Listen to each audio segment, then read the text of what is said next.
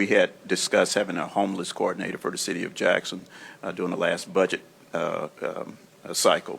Are we moving ahead with trying to get someone in that position? And do they have a plan on trying to control something that apparently seems to be out of control in my area? I'm going to punt it back to Valerie. She can give you more information on that than I can. Okay, and so it would lie within planning department. Okay. Valerie Tucker, Deputy Director, Office of Housing and Community Development. Yes. Yes, we did hire a homeless coordinator. His name is Frederick Brandon. His job is primarily in the field. He talks to, assists, provide resources to any homeless individuals that we come across that are willing to accept services. Mm-hmm. He is not a police officer, so he can't do it by force, but it does give us the opportunity to help build that network. So when he comes in contact with a homeless person, they are inputted into the HMIS system for tracking and information purposes. We can offer them housing at a temporary shelter location. Sometimes they accept our services, and sometimes they decline them. Is there an overall plan with the homeless community? I mean, will he help develop a city plan? We have not been approached with creating a city plan. However, we do work closely with the Continuum of Care, and we follow their plan of action. He's heavily involved in the COC with the way we track homeless people through that organization and provide coordinated services to homeless people through that coordinated entry system. So we are a part of a plan that has been actively instituted for a long, long time.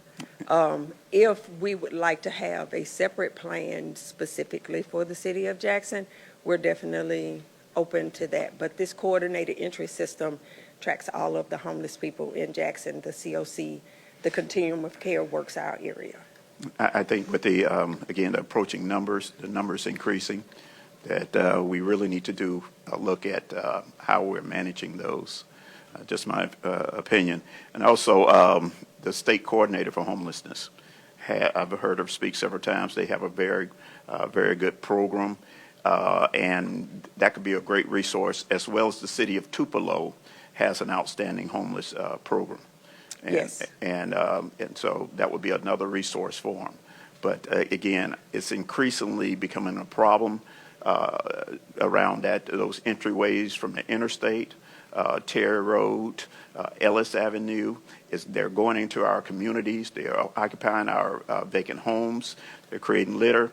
This morning, the same gentleman I mentioned that the owners came out with bats.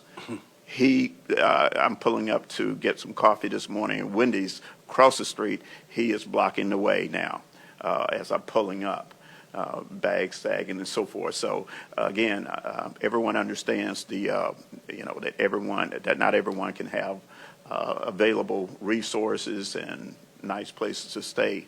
However, we have to work on something because our communities are at stake, and I'm getting more and more of these businesses saying it's harder for them to operate with the folks just loitering and so forth.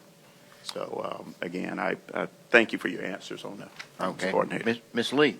I'd like to piggyback off of Councilman Hartley's thought, and I would like to see him be introduced to the council either via email, because I think it would be better served if he would coordinate with the council members, because we know where pockets of homelessness are in our wards. And I mean, if we have somebody in that position, we would like to have them utilized in our wards. So just an introduction via email would be great so that we can start calling on him. Awesome. I can definitely provide everyone with his contact information. He does have a city cell phone. And if y'all would like a formal introduction, we can also facilitate that. Thank you.